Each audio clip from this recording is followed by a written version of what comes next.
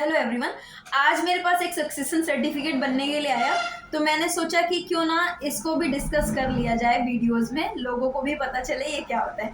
तो succession certificate जो मैंने अभी थोड़ी देर पहले नाम बोला, उत्तराधिकार प्रमाण पत्र, क्या होता है और क्यों बनता है। देखिए, जैसे किसी की डेथ हो जाती है तो फिर उसकी प्रॉपर्टी उसके लीगल एयर्स को जाए, है ना। ये तो लॉ है कि उसके लीगल एयर्स को उसकी प्रॉपर्टी मिले, लेकिन कैसे मिलेगी, कोई कैसे कहेगा कि मैं इनका लीगल एयर हूँ। इसके बाद इस बात को प्रूफ करने के लिए उनके पास कोई सबूत तो होना चाहिए ना।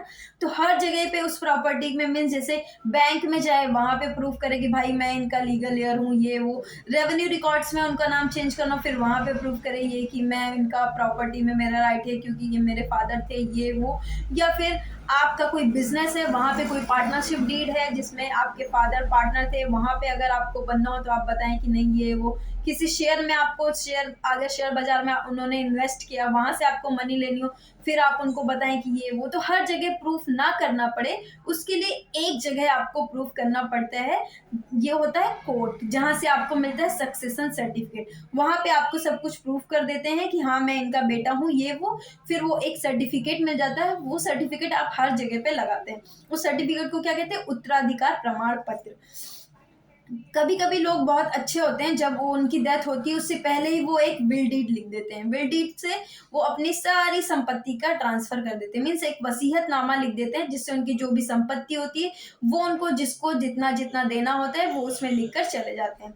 ये एक अच्छा तरीका होता है। फिर आप हर जगह पे जा करके उस विल डीड को लगा देते हैं, फिर आपको सक्सेशन सर्टिफिकेट की जरूरत नहीं पड़ती है।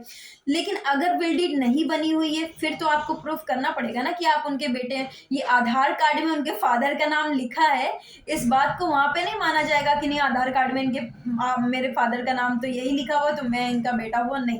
क्योंकि जो प्रॉपर्टी होती है वो सारे लीगल एयर्स में बराबर बराबर बढ़ती है। ये बात कैसे उनको पता चलेगी?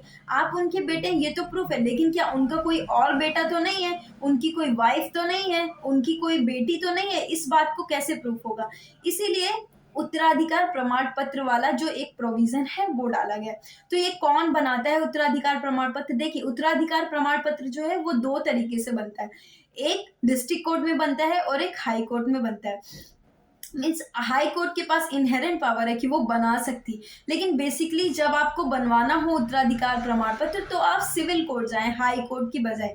डिस्ट्रिक्ट कोर्ट अगर आप, क्योंकि हाई कोर्ट अगर आप जाएंगे तो मे भी वो डायरेक्शन पास कर सकते हैं कि आप लोअर कोर्ट जाइए और वहां से बनवा लीजिए, उनके पास पावर है ये सब करने का, वो कर दे। क्योंकि उनके पास और भी कॉन्स्टिट्यूशनल एक्टिविटीज उनको करनी होती हैं जो जिसपे वो ध्यान देते हैं। इस टाइप के केसेस को लोअर कोर्ट में ही वो रिफर कर देते हैं। तो बेटर होगा कि आप डिस्ट्रिक्ट कोर्ट जाएं।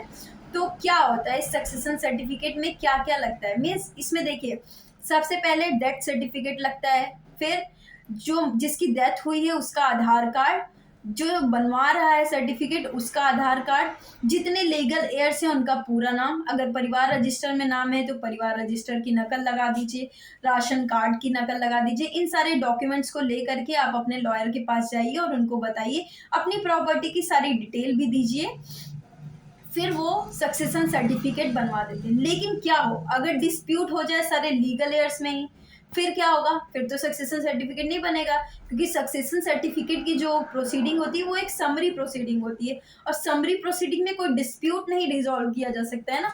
तो इसलिए फिर क्या होगा, फिर कैसे बनेगा हमारा सक्सेशन सर्टिफिकेट? फिर फाइल होता है डेक्लेरेटरी सूट, जिसको कहते हैं डेक्लेरेशन ऑफ एयर, उत्तराधिकारों का उद्घोषणा, ऐसे कुछ करके होता है ना। तो उस टाइप का डेक्लेरेटरी सूट फाइल होता है। फिर उसमें फिर प्रॉपर पूरा फॉलो होता है, पूरे सिविल प्रोसीडिंग पूरी फॉलो की जाती है।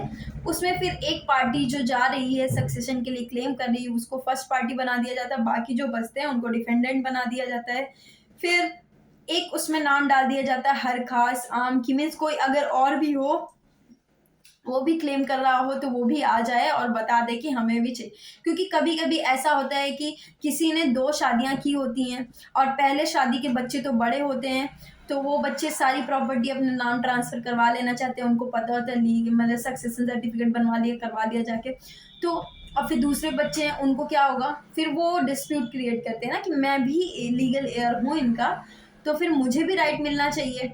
तो इस टाइप से डिस्प्यूट क्रिएट हो जाता है, फिर वो बनाते जाके।